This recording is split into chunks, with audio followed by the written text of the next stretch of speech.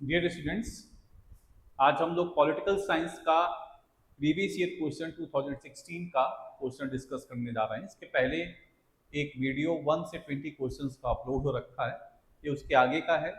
और ये क्वेश्चंस किसी भी तरह के स्टूडेंट्स जो यूपीएससी की तैयारी कर रहे हैं, स्टेट पीसीएस की तैयारी कर रहे हैं, या आपके पीजीटी की तैयारी कर रहे हैं, या असिस्टेंट प्रोफेसर की तैयारी कर रहे हैं, ये क्वेश्चन सबके लिए वैलिड है। अच्छे क्वेश्चन हैं इसमें, और आप देखिएगा कि इन क्वेश्चंस का स्टैंडर्ड एकदम स्टेट पीसीएस यूपीएससी की तरह ही है।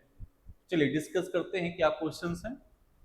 Within which time period an ordinance promulgated by the president be laid down before both the houses of parliament after their reassembly?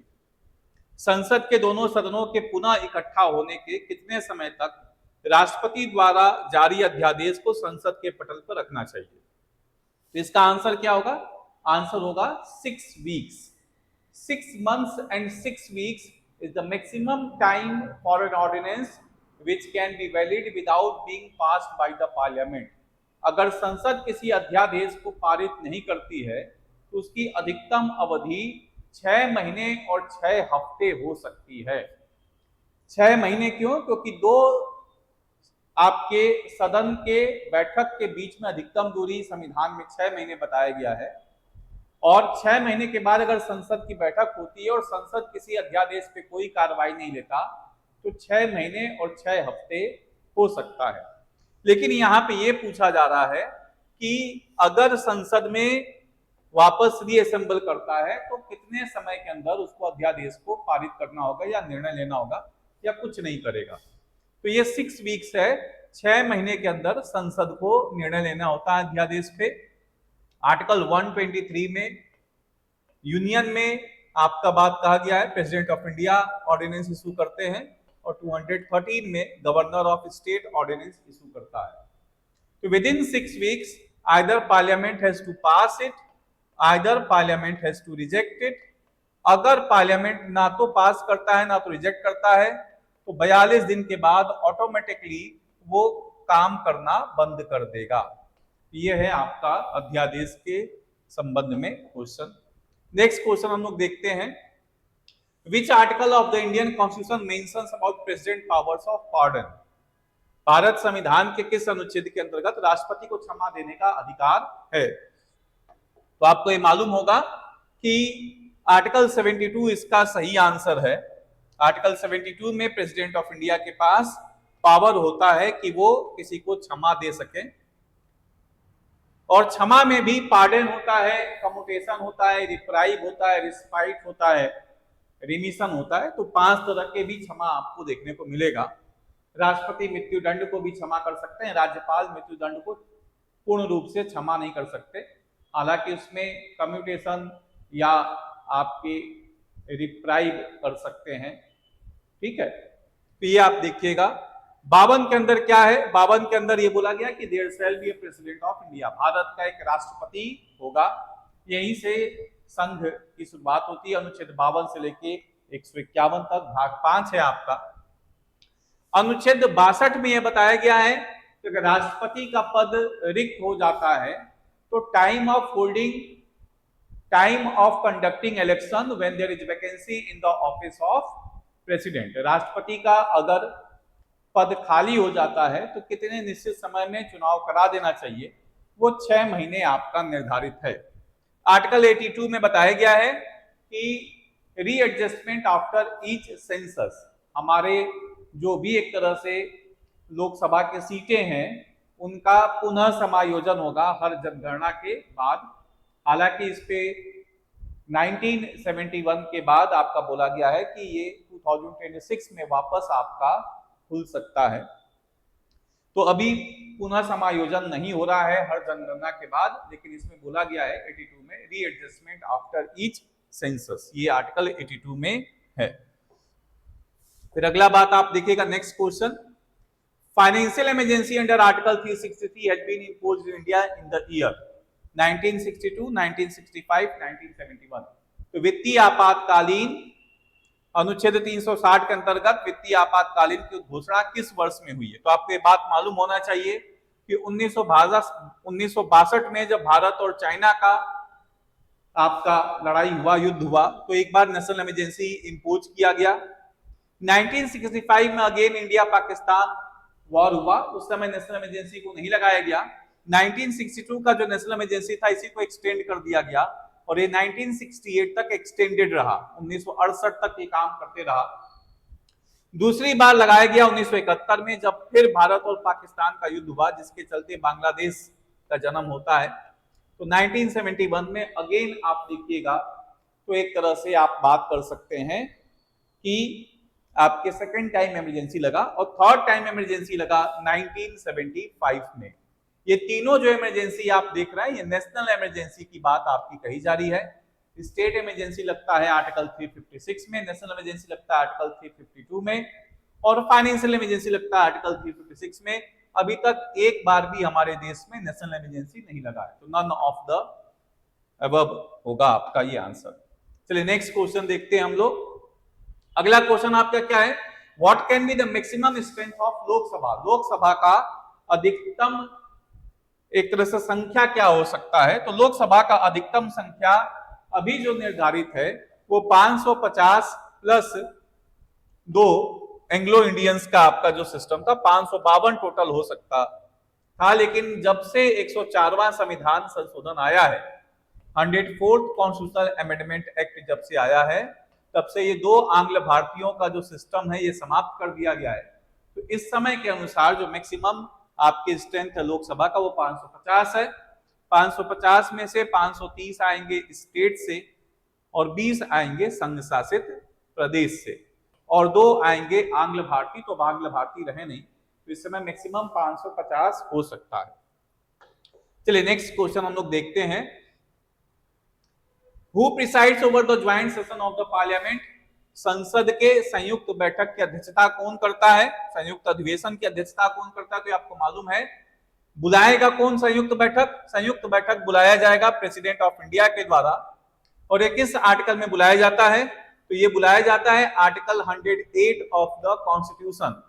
अनुच्छेद 108 में बताया गया संयुक्त बैठक, राष्ट्रपति इसका आह्वान करेंगे और इसका पीठासीन अधिकारी कौन होगा, लोकसभा के अध्यक्ष आपके पीठासीन अधिकारी होंगे। ये बात आपको देखना है। चलिए नेक्स्ट क्वेश्चन हम लोग देखते हैं। For how many days can Rajya Sabha delay the money bill. तो आपको मालूम है कि मनी बिल में राज्यसभा की शक्तियां बहुत सीमित हैं और अधिकतम वो किसी बिल को मनी बिल को कितने समय तक रोक सकता है, 14 दिनों तक, 14 डेज तक। कॉन्स्टिट्यूशन अमेंडमेंट बिल को अगर राज्यसभा रोक देता है तो वो खत्म हो जाएगा, वो काम नहीं कर सकता, क्योंकि कॉन्स्टिट्यूशन अमेंडमेंट बिल दोनों सदनों से सेपरेटली स्पेशल मेजॉरिटी से पास होना चाहिए और इस पे ज्वाइंट सिटिंग भी पॉसिबल नहीं है। कॉन्स्टिट्यूशन अमेंडमेंट बिल में नो ज्वाइंट सिटिंग, संयुक्त बैठक नहीं हो सकता, नो ज्वाइंट सिटिंग। अगर साधारण विधेयक है तो राज्यसभा इसको अपने पास 6 महीने तक रख सकता है और 6 महीने के बाद बिल डेडलॉक में चला जाता है, गतिरोध उत्पन्न हो जाता है। उसी गतिरोध को समाप्त करने के लिए 108 में राष्ट्रपति संयुक्त बैठक का आह्वान करते हैं जिसकी अध्यक्षता लोकसभा के अध्यक्ष करते हैं। तो धन विधेयक में इसकी शक्तियां सीमित हैं, अधिकतम 14 दिनों तक किसी विधेयक को रोक सकता है, धन विधेयक को। चलिए नेक्स्ट क्वेश्चन देखते हैं हम लोग। How many members of Lok Sabha join the public account committee. देखिए लोक लेखा समिति बनी आपकी 1921 में, लेकिन बाद में इसको रिफॉर्म किया गया 1950 में। ये इंडिया के इंडिपेंडेंस के बाद ये काम करना शुरू किया और इसमें टोटल जो सदस्य होते हैं लोक लेखा समिति में वो होते हैं 22 और 22 में से 15 जो सदस्य होते हैं, ये 15 सदस्य होते हैं लोकसभा से और 7 सदस्य होते हैं राज्यसभा से। तो इसमें लोकसभा के सदस्य कितने होते हैं, 15 टोटल सदस्य आपको देखने को मिलेंगे। चलिए नेक्स्ट क्वेश्चन, और इसका काम क्या होता है, जो controller auditor general of India होता है, भारत का नियंत्रक लेखा महापरीक्षक, वो जो ऑडिट रिपोर्ट सबमिट करता है उस ऑडिट रिपोर्ट का मूल्यांकन ये करते हैं। तो नेक्स्ट क्वेश्चन देखते हैं। All India services under article 312 can be created by. अनुच्छेद 312 के अंतर्गत अखिल भारतीय सेवाओं का गठन कौन कर सकता है, तो ये कर सकता है आपका संसद। हालांकि इसकी अनुमति कौन देता है, राज्यसभा। 249 में ये बोला गया है 312 में ये बोला गया है कि parliament of India can create a new all India services when Rajya Sabha passes a resolution to this effect with special majority. संसद अनुच्छेद 312 के अंदर एक नए अखिल भारतीय सेवा का सृजन कर सकता है अगर राज्यसभा इस संदर्भ में विशेष बहुमत से एक प्रस्ताव पारित कर दे, तो ऐसा होने की संभावना है। राज्यसभा एक विशेष बहुमत से प्रस्ताव पारित करेगा, लेकिन इसको निर्मित करने की शक्ति किसके पास है? आपके संसद के पास है। चलिए नेक्स्ट क्वेश्चन देखते हैं हम लोग। Who was the first speaker of Lok Sabha? बहुत आसान सा क्वेश्चन है, कितने एग्जामिनेशन में आ चुका। जीवी Mavalankar is the first speaker of the Lok Sabha. चलिए नेक्स्ट क्वेश्चन देखते हैं। Which of the following statement regarding parliamentary and presidential form of government is correct? अध्यक्षात्मक और संसदीय सरकारों के संदर्भ में निम्नलिखित कथनों में से कौन सा सही है? पहला है, in both the executive are responsible to the legislature.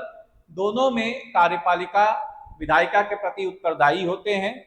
दूसरा, इन both the chief executive is nominal. दोनों में मुख्य कार्यपालिका नाम मात्र के होते हैं। तीसरा, in both command of confidence of the legislature is necessary for executive to remain in office. दोनों में सत्ता में बने रहने हेतु कार्यपालिका द्वारा विधानमंडल का विश्वास प्राप्त करना अनिवार्य है। चौथा, both the forms of government are representative in character. दोनों प्रकार की सरकारें प्रतिनिधित्व स्वरूप वाली होती हैं। ये बात आपका बोला जा रहा है। अब देखिए इसमें फर्स्ट स्टेटमेंट आप देखिएगा तो फर्स्ट स्टेटमेंट आपका गलत है।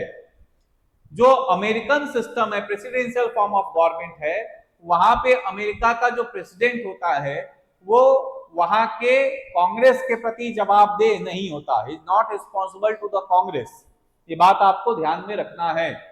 हालांकि उसको इम्पीच किया जा सकता है आपके कांग्रेस के द्वारा, लेकिन वो अपने डे टू डे मैटर्स पे और बाकी सारे कामों पे आप नहीं उसको हटा सकते। ट्रेजन या आपके लार्ज स्केल करप्शन, देशद्रोह के आधार पर उनको हटाया जा सकता है।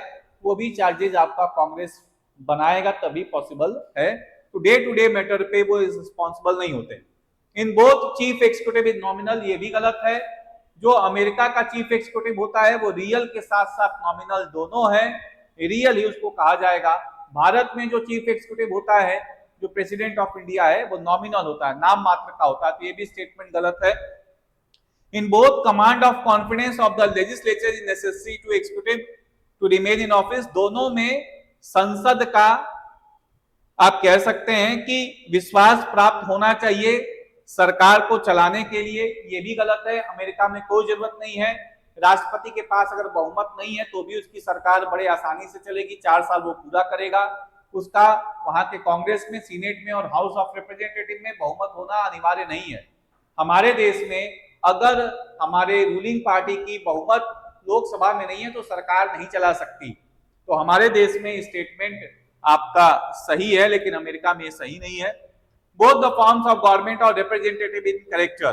दोनों प्रकार की सरकारें प्रतिनिधित्व स्वरूप वाली हैं।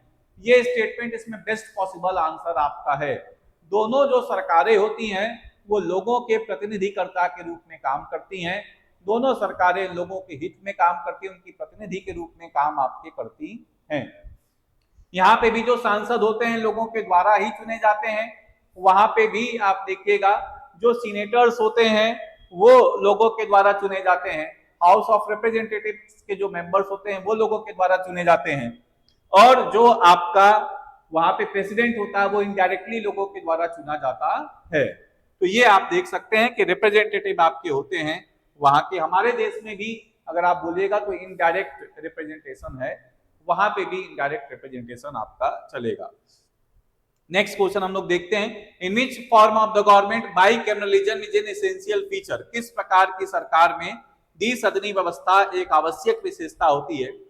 Presidential, parliamentary, federal, unitary. अध्यक्षात्मक, संसदीय, संघात्मक, एकात्मक।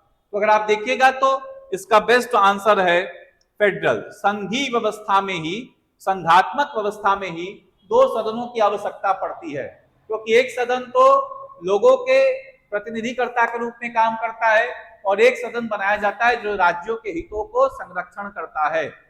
जैसे अमेरिका में फेडरल सिस्टम है तो वहां पे दो हाउसेज है, एक हाउस ऑफ रिप्रेजेंटेटिव और एक सीनेट।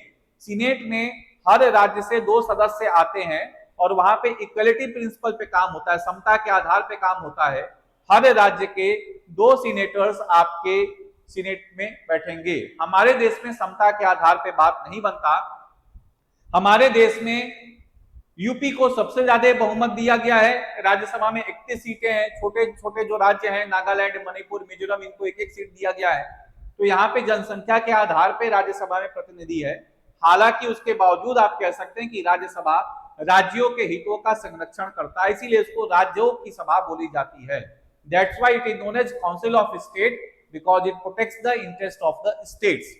तो जहां पे संघीय व्यवस्था होता है, फेडरल सिस्टम होता है, वहां पे आपको हर हाल में 2 सदन बनाने आवश्यक होते हैं। जहां पे एकांकी व्यवस्था होता है वहां पे आपको 2 सदन बनाने की आवश्यकता नहीं होती है।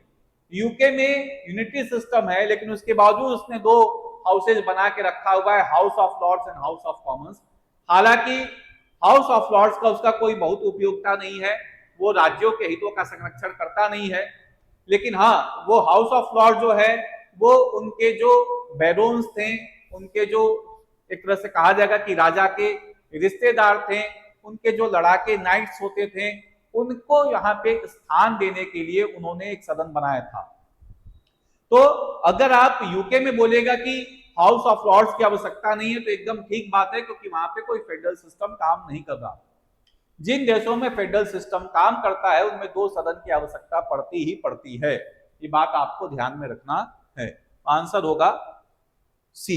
चलिए नेक्स्ट क्वेश्चन आप देखते हैं। Which of the following is a feature of presidential system? निम्न में से कौन सी विशेषता अध्यक्षात्मक व्यवस्था से संबंधित है? Separation of power, bi party system, supremacy of parliament, collective responsibility. शक्तियों का प्रतिकरण, द्विदलीय व्यवस्था, संसद की सर्वोच्चता, सामूहिक उत्तरदायित्व। तो ये बात अगर आप देखिएगा तो इसमें क्या ऑप्शन आपका बेस्ट होगा? देखिए, collective responsibility is not a feature of presidential form of government. Collective responsibility is a feature of prime ministerial form of government. यहाँ पे जो आपके मिनिस्टर्स होते हैं, they swim and sink together, एक साथ डूबते हैं, एक साथ तैरते हैं। जब तक उनकी बहुमत है निचले सदन में तब तक उनकी सरकार चलेगी, बहुमत खत्म, सरकार खत्म। अमेरिका में ऐसा सिस्टम नहीं है। अमेरिका के राष्ट्रपति को अमेरिका में राष्ट्रपति के चुनाव को जीतना है, भले उसमें सीनेटर्स आपके नहीं जीत पाए उनके पार्टी से, हाउस ऑफ रिप्रेजेंटेटिव उनके नहीं जीत पाए, तो भी उनको समस्या होने वाली नहीं है सरकार को चलाने में। हाँ, कोई बहुत बृहद सुधार करना है, रिफॉर्म करना है, कोई ऐसा बिल पास करना है तो उनको दिक्कत होगी, क्योंकि सारा उनका डिसीजन जो भी लेते हैं वो सीनेट ही कंफर्म करता है। तो अगर सीनेट में आपके पास बहुमत नहीं है तो आप बहुत सारे डिसीजंस बड़े स्तर पे नहीं ले सकते। उसके बावजूद आपकी सरकार चलेगी, सरकार इस बात पे नहीं गिर जाएगी कि आपके हाउस ऑफ रिप्रेजेंटेटिव या सीनेट में बहुमत नहीं है। तो collective responsibility is a feature of parliamentary form of government, not presidential form of government. Supremacy of parliament, संसद की सर्वोच्चता, ये भी आपके पार्लियामेंट्री फॉर्म ऑफ गवर्नमेंट की खूबी है। हमारे देश में ऐसा सिस्टम नहीं, हमारे देश में सुपरमेसी ऑफ कॉन्स्टिट्यूशन है, लेकिन जो पार्लियामेंट्री फॉर्म ऑफ गवर्नमेंट जिसका जनक है, जहां से पैदा हुआ parliamentary form of government United kingdom में, वहां पे सुपरमेसी ऑफ पार्लियामेंट माना जाता है। ये बोला जाता है कि जो यूके का पार्लियामेंट है और जो लोअर हाउस है, House of Commons, it is the most powerful house of the world, it is the most powerful lower house of the world. It can not change a woman into man, at it can do anything. महिला को पुरुष और पुरुष को महिला ना बना के वो कुछ भी कर सकता है। तो सुपरमेसी ऑफ पार्लियामेंट अगर पार्लियामेंट्री फॉर्म ऑफ गवर्नमेंट का सिस्टम है।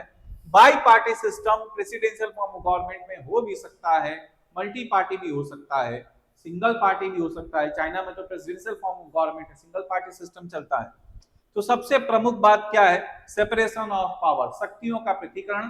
कार्यपालिका अलग काम करेगा, विधायिका अलग काम करेगा, न्यायपालिका अलग काम करेगा।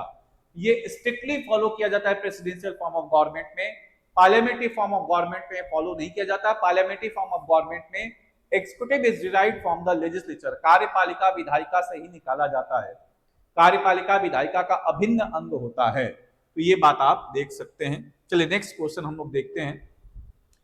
Origin of pressure group is generally associated with which of the following country? USA, Russia, India, China. दबाव समूह की उत्पत्ति सामान्यतः किस देश से संबंधित है? अमेरिका, भारत, रूस और चीन। तो देखिए कुछ तो आप लोग दिमाग से भी सवाल लगा सकते हैं, अगर नहीं भी पढ़े तो भी आप बात का ध्यान लगा सकते हैं कि चाइना और रसिया में तो किसी तरह का कोई प्रोटेस्ट होने की संभावना नहीं, विरोध कर ही नहीं सकते हैं। विरोध नहीं कर सकते हैं तो दबाव समूह कैसे बनाइएगा? दबाव समूह का काम ही होता है सरकार के ऊपर, सरकार की कार्यपालिका और सरकार की जो आपकी राजनीतिक दल हैं उन पे, जो भी सरकार चला रहे हैं उन पे दबाव डालें ताकि उनके हितों का संरक्षण किया जा सके, और अगर हित सुरक्षित नहीं हो पा रहे हैं तो कम से कम उनके हितों में नुकसान ना हो, इसलिए दबाव समूह काम करता है। तो चाइना और रसिया में तो दबाव समूह होने की कोई संभावना ही नहीं है। यहाँ पे तानाशाही व्यवस्था चलती है छद्म रूप से, तो जब छुपी हुई तानाशाही व्यवस्था है तो कौन सरकार पे दबाव डालेगा? सरकार पे दबाव डालने की क्षमता ही नहीं है किसी के पास, तो यहाँ तो बनने की संभावना नहीं है। भारत में दबाव समूह काम करते हैं, फार्मर्स लॉबी है, जैसे आप देखिएगा सरकार ने 3 बिल ले आए और तीनों बिल आपके फार्मर्स के हित के विरोध में था, तो उन्होंने बहुत लंबे समय तक विरोध किया, लगभग 1.5-2 साल आपके धरना प्रदर्शन किया और उसके बाद सरकार ने उस बिल को वापस लिया, दबाव डाला। यहाँ origin of pressure group is generally associated with, Bharat में आपका है, लेकिन जनक अगर आप बोलिएगा तो एक्चुअली में ये आपका स्टार्ट हुआ है United states of America, European countries, UK से। तो यहाँ पे बेसिकली आप आंसर किसको टिक करेगा? बेस्ट पॉसिबल अल्टरनेटिव आपका है यूनाइटेड स्टेट्स ऑफ अमेरिका। चलिए नेक्स्ट क्वेश्चन हम लोग देखते हैं। Which of the following is not technique applied by pressure group to influence policy makers? नीति निर्धारकों पर दबाव हेतु निम्न में से कौन सी तकनीकी दबाव समूह प्रयोग नहीं करती? तो पहला आपका लॉबिंग, एकदम लॉबिंग करती है दबाव समूह, लॉबी करके ही अपना काम करवाती है। लॉबी का मतलब क्या होता है? जहां पे राजनीति के गलियारों में घूमना। लॉबिंग का सिंपल, लॉबी का मतलब घर की लॉबी होती है, लॉबिंग का मतलब होता है राजनीतिक गलियारों में घूमना और प्रयास करना कि कोई इन्फ्लुएंशियल पर्सन है, कोई मंत्री है, प्रधानमंत्री है, किसी देश का मंत्री है, होम मिनिस्टर, डिफेंस मिनिस्टर है, कोई आपका बड़े स्तर का ब्यूरोक्रेट है, कैबिनेट सेक्रेटरी है, प्रिंसिपल सेक्रेटरी है, होम सेक्रेटरी है, किसी तरह से उनसे कोई संबंध स्थापित हो जाए और फिर उनको लॉबी करके अपनी नीतियों को उनको बताना या सरकार की नीतियों में किसी तरह से परिवर्तन करना ताकि उनके कंपनी को, उनके सेक्टर को फायदा हो जाए, ये लॉबिंग आपका कहा जाता है। तो ये एक प्रोसेस है जिस प्रोसेस में दबाव समूह विशेष रूप से आपके स्पीड में, या आप कह सकते हैं कि ऐसे लोगों को नियुक्त करता है जो कि सरकार से जाके किसी तरह से अंतर क्रिया करते हैं, इंटरेक्शन करते हैं और उनको अपने प्रभाव में ले आने का प्रयास करते हैं, सरकार की नीतियों में कुछ परिवर्तन ले आने का प्रयास करते हैं ताकि इनको हुद्दे को सुरक्षित किया जाए। बंद एकदम है, बड़े स्तर पे बंद हो जाता है। आप देखिएगा कभी बसों का बंद हो गया है, अभी हाल फिलहाल में आप देखे हैं कि एक बड़ा सा समस्या खड़ा हो गया फार्मर्स प्रोटेस्ट को लेके, तो वहां पे बंद हुआ। फिर आप देखिएगा अभी वेस्ट बंगाल में डॉक्टर का मर्डर केस सामने आया है, तो वहां पे डॉक्टर्स प्रोटेस्ट करने के लिए बंद कर दिए। बंद इन द सेंस कि आप कह सकते हैं, ऑल्दो सुप्रीम कोर्ट ने बंद को आपका मना किया है, अनकॉन्स्टिट्यूशनल और किसी तरह से अलाउ नहीं किया है, लेकिन आप देख सकते हैं कि स्ट्राइक किया जा सकता है, ड्यू नोटिस के साथ आप ऐसा बात कर सकते हैं। धरना, आप देखिएगा कि धरना प्रदर्शन होता ही होता है। दबाव समूह और पॉलिटिकल पार्टीज में जो सबसे बड़ा अंतर, आपसे कोई पूछे कि सबसे बड़ा अंतर दबाव समूह राजनीतिक दलों में है, तो वो क्या है? दबाव समूह चुनाव नहीं लड़ते और जो आपके एक तरह से पॉलिटिकल पार्टीज हैं चुनाव लड़ते हैं। हालांकि ये हमेशा सही रहे ऐसा होना जरूरी नहीं है। India against corruption, Anna Hazare जो मूवमेंट लीड कर रहे थे, वो एक दबाव समूह के रूप में काम कर रहा था, सरकार पे दबाव डाल रहा था भ्रष्टाचार को कम करने के लिए, और वही दबाव समूह आपके उसी के कंपोनेंट्स, उसी के आपके जो सदस्य थे चुनाव लड़ गए आम आदमी पार्टी बना लिया, अरविंद केजरीवाल दिल्ली के मुख्यमंत्री बन गए। तो कोई ऐसा लिखित नहीं है, 100% नहीं है कि दबाव समूह राजनीति में नहीं प्रवेश कर सकता और कोई राजनीतिक दल दबाव समूह नहीं बन सकता। 100% पॉसिबल है कि दबाव समूह चुनाव लड़ सकता है और कोई आपके राजनीतिक दल है जब उसका महत्व खत्म हो जाता है तो धीरे धीरे दबाव समूह के रूप में काम करना शुरू कर देता है। तो यहाँ पे लेकिन यहाँ के अनुसार अगर आप देखिएगा तो सबसे बढ़िया आंसर क्या होगा, वो चुनाव नहीं लड़ते हैं, they do not contest elections. तो 34 का आंसर डी होगा। नेक्स्ट क्वेश्चन हम लोग देखते हैं, which of the following countries has unwritten constitution? India, USA, England, Switzerland. किस देश का संविधान अलिखित है? Bharat, America, England, Switzerland. तो इसका आंसर है इंग्लैंड। इंग्लैंड का संविधान अलिखित है, इसका मतलब ये नहीं है कि इंग्लैंड में संविधान लिखा हुआ है ही नहीं। इंग्लैंड में संविधान लिखा हुआ है लेकिन संहिताबद्ध नहीं है। It is not codified as in India. जैसे आप भारत की किसी भी संविधान की किताब को उठा के कह सकते हैं देखो ये भारत का संविधान है, 1 से 395 आर्टिकल लिखा हो, तो कोई भी किताब आप उठा के कह दीजिए कि देखिए भारत का संविधान है, एकदम सही माना जाएगा। यूके में ऐसा नहीं है। यूके में जो यूके का कॉन्स्टिट्यूशन है वो तो है ही, लेकिन पार्लियामेंट के द्वारा बनाए गए एक्ट, कार्यपालिका के द्वारा बनाए गए नियम, यहां तक कि सुप्रीम कोर्ट के या कोर्ट्स के द्वारा दिए गए जजमेंट, किसी विधि के विद्वान के द्वारा कोई वैधानिक टिप्पणी, वो सब वहां के संविधान का भाग बन जाता है और वो संहिताबद्ध नहीं है कि एक डॉक्यूमेंट को आप लेके कह दीजिएगा कि देखो भाई ये तो यूके का कॉन्स्टिट्यूशन हो गया।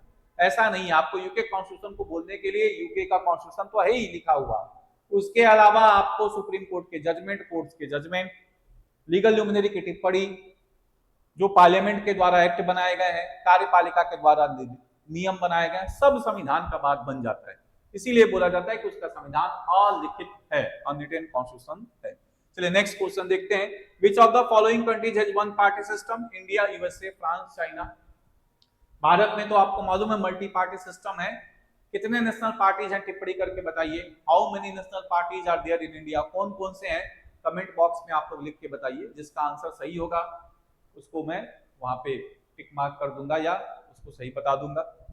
अगला आप देखिएगा, यहाँ पे यूनाइटेड स्टेट्स ऑफ अमेरिका में 2 पार्टी सिस्टम है, फ्रांस में 2 पार्टी सिस्टम है। हालांकि छोटे मोटे पार्टीज और भी हैं जो कभी नेशनल लेवल पे आके अपना इंपॉर्टेंस दिखाते हैं।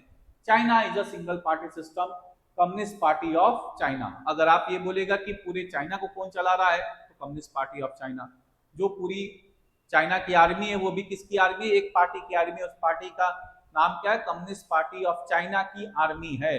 जैसे आप देखे थे कि जब सर्जिकल स्ट्राइक हुआ तो नरेंद्र मोदी ने भाषण में बोल दिया कि हमारी सेना, तो हमारी सेना आप नहीं बोल सकते, आप बोल सकते हैं भारत की सेना। तो वहां के अगर प्रेसिडेंट हैं तो वो कह दें कि कम्युनिस्ट पार्टी ऑफ चाइना की सेना, तो एकदम सही बात माना जाएगा, उन्हीं की सेना है, उसी पार्टी की सेना है। तो आप सिंगल पार्टी सिस्टम और वन पार्टी सिस्टम वहीं पे आपका है। Filibuster is related to a long speech in parliament to delay a vote. Filibuster किससे संबंधित है? संसद में वोट में देरी हेतु लंबा भाषण। अपोजिशन लीडर स्पीच, विपक्षी नेता का भाषण। Prime minister vote of thanks, प्रधानमंत्री द्वारा धन्यवाद ज्ञापन। Speaker powers to stop a member, किसी सदस्य को रोकने की अध्यक्ष की शक्ति। आंसर इसका है long speech in parliament to delay a vote. किसी भी सांसद के द्वारा संसद में अगर बड़े लंबे समय तक भाषण दिया जाता है और ये भाषण इस उद्देश्य से दिया जाता है कि आज मतदान ना हो पाए या आपकी वोटिंग ना हो या बिल को डिले कर दिया जाए या बिल को लैप्स कर दिया जाए, इसको फिलिबस्टर आपका बोला जाता है। यूके में प्रयोग होता है ये, और इसके वजह से क्या होता है कि जो आपके बिल्स होते हैं उनको लैप्स करवाने के लिए इसका उपयोग किया जाता है। ठीक है, तो ये है आपका 37 का ए आंसर। अगला आप देखिएगा, who gave the concept of iron law of oligarchy? Robert Michels, Karl Des, Wilfred Pareto, Coleman. Pareto optimality principle है, रॉबर्ट माइकल्स ने कंसेप्ट दिया है आयरन लॉ ऑफ ओलिगार्की। बड़ा इंटरेस्टिंग कंसेप्ट है। ये कहते हैं कि जैसे जैसे संस्था बड़ी होती जाती है, कॉर्पोरेटाइजेशन होना शुरू हो जाता है, वैसे वैसे उस संस्था में डेमोक्रेसी का अभाव होना शुरू हो जाता है और वहां पे ओलिगार्की, ओलिगार्की का मतलब rule by some people, oligarchy का मतलब कुछ समूह के लोग, जो इसमें देखिएगा कुलीन तंत्र का लौह कानून। तो कुलीन तंत्र मतलब कुछ संभ्रांत वर्ग या कुछ पावरफुल और आपके वहां पे इंडिविजुअल्स उस पूरे ऑर्गेनाइजेशन को कंट्रोल करना शुरू कर देते हैं। जैसे आप देख सकते हैं कि जो पॉलिटिकल पार्टीज बनती हैं तो शुरुआत में तो बहुत डेमोक्रेटिक रहती हैं, बाद में पता चलता है कि धीरे धीरे धीरे वो पूरी तरह से ऑटोक्रेटिक हो गई, ऊपर पूरी तरह से सीलिंग इफेक्ट है, कोई उसमें बढ़ ही नहीं सकता है। भारत के राजनीतिक दलों में आप खूब देख सकते हैं, पहले आम आदमी पार्टी भी डेमोक्रेटिक सिस्टम में आपके आगे बढ़ते रही, जैसे जैसे प्रोमिनेंट होना शुरू की ऊपर सीलिंग इफेक्ट आ गया कि अरविंद केजरीवाल से ऊपर कोई जा ही नहीं सकता।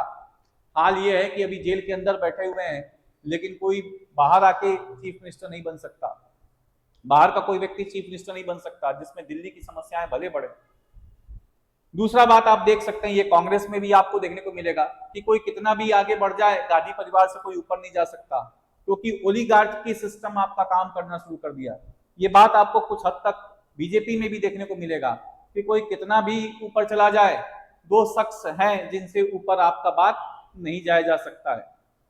तो ये बातें आप देख रहे हैं कि ये ओलिगार्की सिस्टम आपका है कि ये संस्थाएं जब बड़ी होने लगती हैं, शक्तिशाली होने लगती हैं, कॉर्पोरेटाइज्ड स्ट्रक्चर बनना शुरू हो जाता है, तो उसमें कुछ कुलीन तंत्र लोग पूरे शासन को अपने हाथ में लेना शुरू कर देते हैं। अगला बात आप देखिएगा, in which country judicial is based on due process of law. किस देश में विधि सम्मत प्रक्रिया या कानून की उचित प्रक्रिया पर न्यायिक पुनरीक्षण लागू होता है। तो भारत में तो जो सिस्टम लागू होता है और यूके में जो सिस्टम लागू होता है विधि द्वारा स्थापित प्रक्रिया है। आर्टिकल 21 में इंडिया में विधि द्वारा स्थापित प्रक्रिया है। हालांकि मेनका गांधी वाले मामले में हम लोग विधि द्वारा स्थापित प्रक्रिया से विधि सम्मत प्रक्रिया या ड्यू प्रोसेस ऑफ लॉ को सुप्रीम कोर्ट ने इंटरप्रेट कर दिया।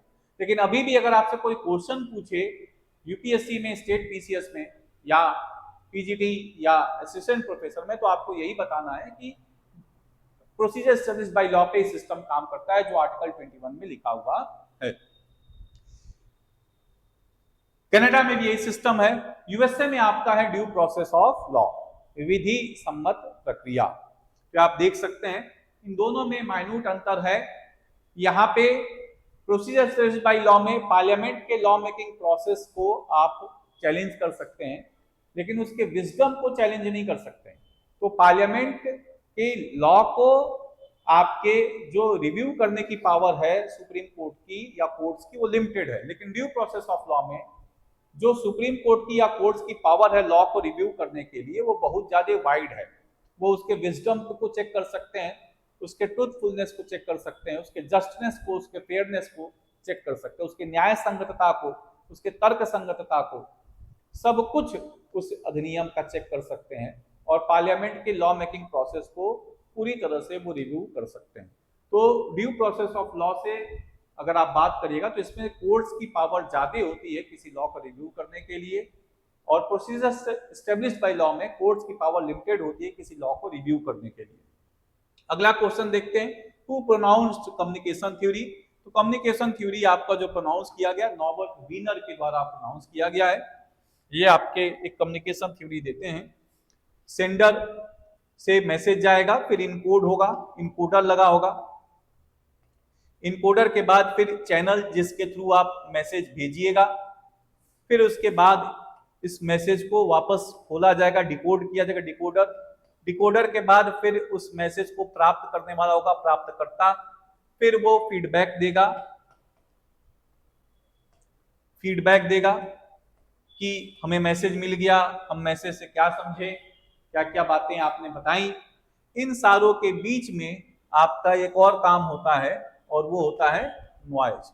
तो noise is present at each and every place.